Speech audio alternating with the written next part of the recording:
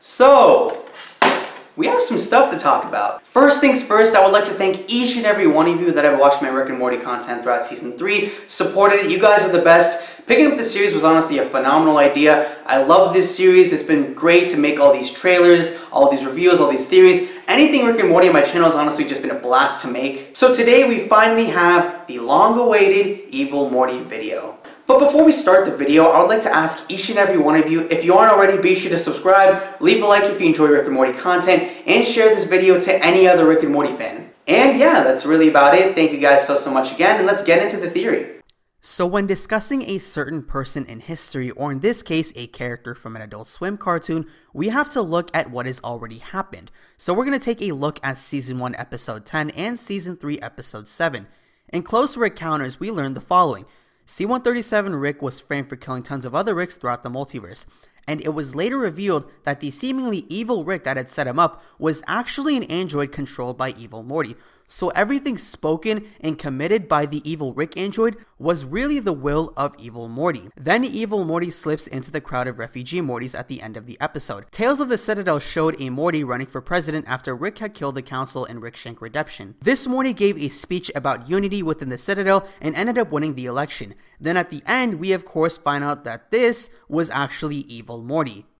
So those are all the things we've seen from Evil Morty concretely throughout the series. Now we're going to talk about his possible origins. But first, I do want to address the whole thing of Evil Morty possibly being C-137 Rick's original Morty. If you don't know what I'm talking about, here's what it is. The series goes off the premise that Rick returned to the Smith family after 20 years of absence. Yet throughout the series, we've seen memorabilia of Morty as a child, despite that it is chronologically impossible as Morty is only 14 years old. And we know how Rick loves hopping around dimensions. This theory basically states that this other Morty we've seen as a child in Bird Person's home and in Closer Encounters was actually Rick's original Morty, and it is also Evil Morty. So basically, C-137 Rick's original Morty is Evil Morty. Now, this is a massively popular theory within the fandom and is accepted in a lot of people's eyes because it makes sense. But I don't think that this is the case for a couple of reasons. If this were the canon explanation revealed in the show later down the line, it would sort of kill the suspense. The exact thing everyone thought of was the case the entire time. Quite frankly, that would be a big letdown. Look at Flash Season 3, for example. The biggest mystery of the season was, who is Savitar? What is Savitar's identity? And from the beginning of the season, you have a ton of people saying, Baryano Savitar. It gets hyped so much throughout the season, and it becomes the biggest plot thread, and we finally learn, spoilers, Barry Savitar, which basically killed all the hype because we knew that the whole time. Don't believe that's the case with Evil Morty? Well, here's what co-creator Dan Harmon had to say about the show's mysteries in an interview with Entertainment Weekly. We never want to commit the crime of thinking so far ahead that we paint ourselves into a corner, but it would be equally foolish to throw things out there without thinking about them first. So we take it kind of seriously. We make sure that there are multiple possible answers. So that translates into what I just said. A lot of people start coming up with the conclusion Evil Morty is the original Morty to C-137 Rick. You still have the flexibility to change it up due to it being an open-ended mystery. Now, since this is the case, you may be asking, NerdEra, if Evil Morty wasn't C-137 Rick's original Morty, then what is his origin story? Let's ask another question that will help answer that. What are Evil Morty's goals? It may seem like he wants justice for Mortys, which would make sense as many Ricks throughout the Central Finite Curve tend to treat Mortys as subhuman.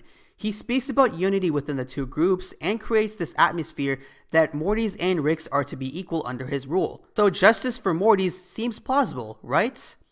Yeah, it's not that easy. Going back to Closer Encounters, he was using hundreds of Mortys as cloaking devices from the Citadel. That doesn't quite seem like justice for Mortys. I mean, these are hundreds of Mortys being enslaved in agonizing pain. And speaking of Closer Encounters, what did C-137 Rick say, by the way? A cocky Morty can lead to some big problems. Can be a real bad thing for everybody. Look at those words again. A cocky Morty is bad for everyone. Not just Ricks, not just Mortys, not just Jerrys, everyone. He was willing to use all Ricks and Mortys as a means to an end. He killed anyone and everyone that seemed like a threat to him, and maybe that's why Evil Morty targeted C-137 Rick in the first place. I mean, a man capable of taking out both the Galactic Federation and Council of Ricks in one full fell swoop, as well as being the proclaimed Rickest Rick, would pose the greatest threat to his plans, so of course he had to be taken out, right?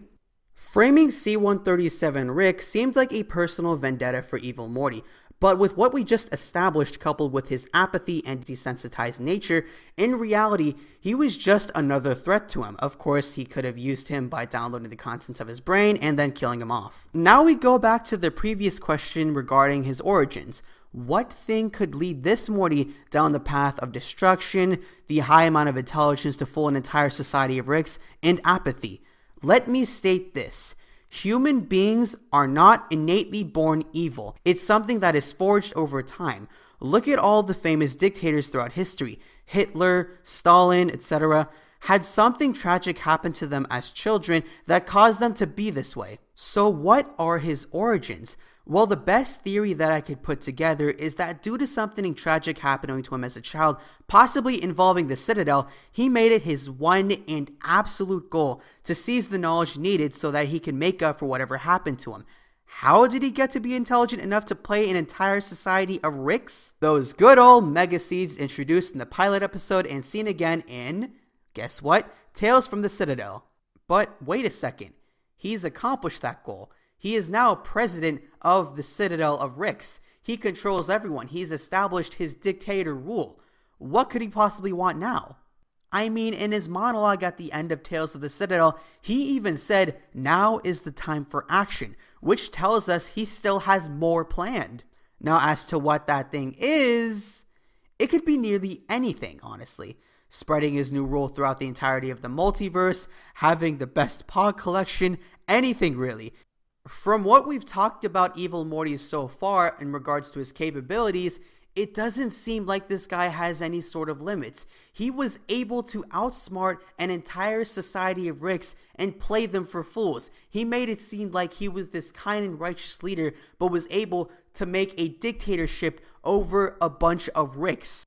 He was able to do all of these things against the most smart and dangerous people throughout the multiverse. That's what's so scary about him. If you are confused by this, I'll sum up everything I just said into 3 points. 1. Evil Morty is not C-137 Rick's original Morty. 2. His origins involve something tragic happening to him as a child involving the Citadel, which caused him to want power, so he got enough mega seeds to become smarter than even a Rick. 3. His goals are absolute and will kill, use, and manipulate anyone and everyone that gets in his way, even if it is another Morty, because in his eyes, everyone's beneath him. And now that he's accomplished the main goal of taking over the entirety of the Citadel, he's established himself as the most powerful, intellectually advanced, and the de facto villain of the entire series. So the question I ask now is, what's next? What does he have planned now? I mean, like I said before, he's already taken over the Citadel. What more could he have planned? If you guys have any idea what Evil Morty could have planned next, make sure to let me know down below in the comments section. I'd love to hear it. That's all I have for this video. If you enjoyed, be sure to subscribe, like, and turn notifications on for future Rick and Morty videos. Thank you everyone once again for your support. It means so much to me, and yeah, that's all I have to say, and I will see you guys next time.